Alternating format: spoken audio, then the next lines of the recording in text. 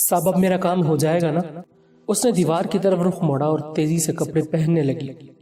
हाँ हाँ भाई, मेरी सांसें अभी भी बेतरतीब थी। फिर मैं पैसे लेने कब आऊं? दुपट्टे से इसने मुंह पूंछा और फिर झटक कर लपेट लिया। पैसे मिलने तक तुम्हें 1-2 चक्कर तो और लगाने ही पड़ेंगे। कल ही मैं मालिकान से तुम्हारे शौहर का जिक्र करता हूँ।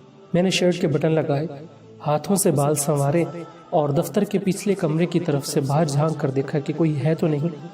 वैसे तो नया चौकीदार वक्तन फवक्तन चाय पानी के नाम पर मेरी तरफ से मिलने वाली छोटी मोटी रकम के बदले में मेरा खैर ख्वाह था, मगर फिर भी मैं किसी मुश्किल में गिरफ्तार नहीं होना चाहता था।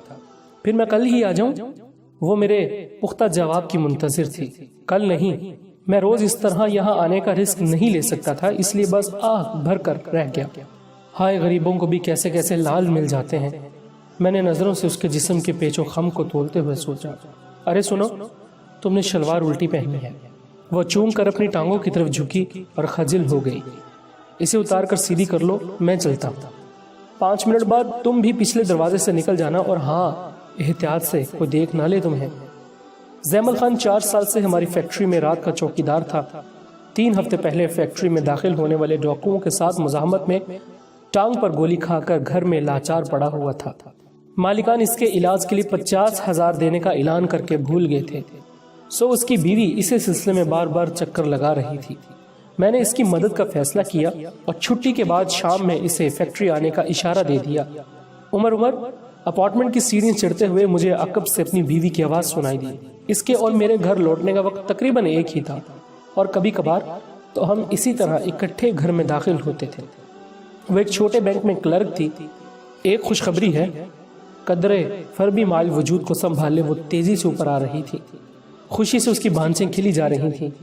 मैनेजर साहब मेरे काम से बहुत खुश हैं, और आज ही उन्होंने मेरे प्रमोशन की बात की है। दरवाजे के सामने रुककर उसने हैंडबैग टटोला और चाबी निकाली। उन्होंने कहा है थोड़ा वक्त लगेगा, मगर काम हो जाएगा। अरे वाह, मुबारक हो। मैंने खुश दिली से इसे मुबारकबाद दी। तुम्हें पता है, मुझ समेत 5 उम्मीदवार हैं, और वो आसवा है ना, वो भी मेरे हक में नहीं, मगर डायरेक्टर साहब मेरे काम से बहुत खुश हैं। क्यों ना हो, मैं इतनी मेहनत जो करती हूँ। और वैसे भी वो घर के अंदर दाखिल होते हुए भी मुसलसल बोली चली गई। मैं इसकी पैरवी करते हुए इसकी फतह की दास्तान से मलहूज हो रहा था कि अचानक मेरी नजर इसकी उल्टी शलवार के रेशमी धागों में उलझ कर रह गई।